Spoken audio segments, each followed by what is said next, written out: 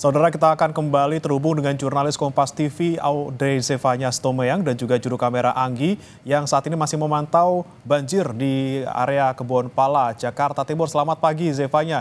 Tadi Anda sempat laporkan bahwa hingga pagi ini masih banjir di sana, masih terendam hingga 75 cm. Kemudian apa alasan dari warga yang masih bertahan hingga pagi hari ini?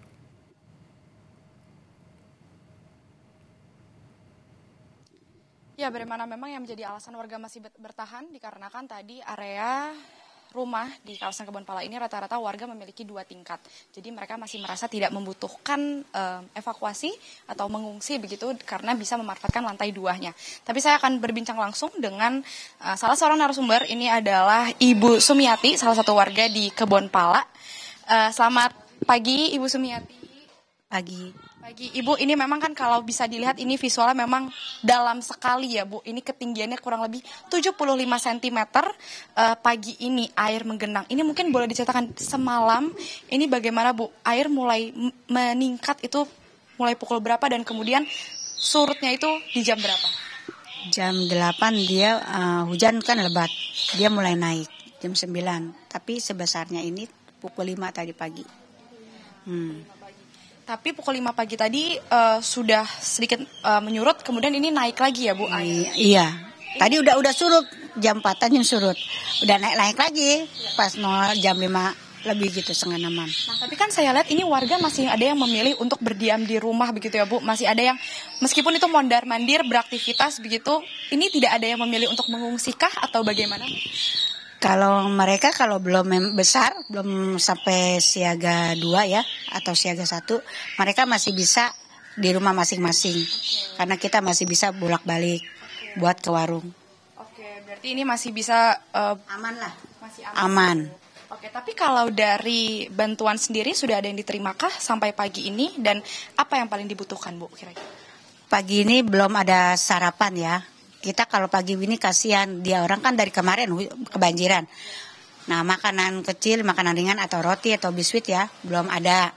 Nah, semalam kita dapat bantuan dari PMI, itu udah malam, jam 11 ke atas. Jadi mereka udah pada tidur, udah pada kecapean.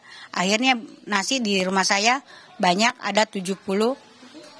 Terdampar aja begitu. Nggak dimakan begitu ya? Tapi saya mau olah, nanti telurnya kan direbus. Sama ada ikannya, saya mau olah, nanti saya mau bagi tetangga, nanti saya mau angetin. Berarti mungkin pengiriman bantuannya untuk waktunya bisa diperhatikan lagi. Diperhatikan lagi lambat, agak sorean lah, jam 7, jam 8 kita udah terima, kita masih bisa kasih walaupun hujan ya. Ini udah jam 11 ke atas kan kita udah capek, udah tidur, nggak tahu dia kapan datangnya. Tapi saya udah sampaikan tadi sama orang kelurahan tuh, Satpol PP-nya saya udah minta salam gitu. Soal ini udah saya nerima udah 2 kali begini. Ini untuk menunggu air surut kira-kira berapa lama Bu kemungkinannya? Apakah tidak bisa dipastikan? Nggak bisa dipastikan. Datangnya air kita nggak bisa tentukan, dia pulangnya juga nggak bisa dipastikan. Oke. Ada kemungkinankah akan dibuka posko mungkin atau tidak? Kalau posko belum ada. Dia kalau di SMP 26 sama di SD itu pasti ada banyak sih bantuan dari luar dibagi-bagiin sama yang.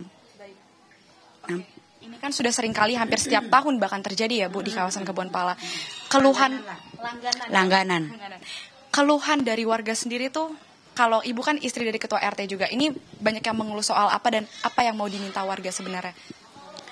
Pengobatan terutama ya. Mereka kan dingin, badan pada sakit, gatal-gatal gitu kan. Nah, kita minta pengobatan gratis ya, sama makanan ringan gitu. Bantuan misalkan buat pembersih pewangi gitu ya, buat pembersih-bersih. Nah, sama yang pangan-pangan gitu buat pembersih. Kalau memang ada bantuan buat kebersihan. Sama balita banyak minta pampers, kasihan mereka sama makan biskuit bayi. Dari pemerintah provinsi sendiri, Gubernur kita Pak Pramono kan ini juga sudah menyiapkan sejumlah bantuan. Ini ada yang mau disampaikan juga mungkin ke Gubernur Jakarta? Bapak Prabowo ya. Pak Pramono. Oh, Bapak Pramono. Saya minta bantuannya di RT 13, Pak, karena kan kita terlalu darurat. Di mana air selalu pasti siaga 1 di 13 ini ya. Pasti terdampak walaupun siaga 3 itu air selalu datang. Pasti ada kiriman. Kalau dimisalkan bantuan tolong percepat karena balita banyak, ada yang baru melahirkan. Ya, tolong disampaikan. Lansia banyak. Baik, terima kasih Ibu Sumiati sekali lagi. Semoga air cepat surut. Mohon maaf untuk musibah yang terjadi. Semoga juga semangat membersihkan rumahnya ya Bu. Terima kasih Ibu. Itu dia tadi bagaimana juga saudara. Ini memang air tinggi sekali. Bahkan saya melaporkan saja ini sepaha saya begitu ya.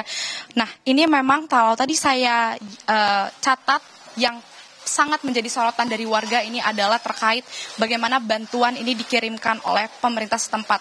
Mungkin bisa diperhatikan untuk waktu pengiriman bantuannya. Kalau kemarin dikirimkan bantuan sekitar pukul 12 malam, banyak makanan yang dikirim tapi menjadi terbuang sia-sia karena warga sudah kelelahan beristirahat membereskan rumah mereka. Mungkin untuk waktunya bisa diperhatikan untuk pengiriman makanan untuk warga di Kebon Pala ini. Kemudian juga terkait dengan bantuan pengobatan medis. Dikarenakan air banjir di kawasan Kebon Pala ini dikarenakan meluapnya kali di sebelah pemukiman warga ini menjadi salah satu penyebab sering terjadinya penyakit gatal-gatal oleh warga yang ada di Kebon Pala. Mungkin hal-hal seperti itu yang bisa diperhatikan oleh pemerintah sehingga bisa mengirimkan bantuan untuk segera dikirimkan kepada warga Kebon Pala saat ini. Bagaimana?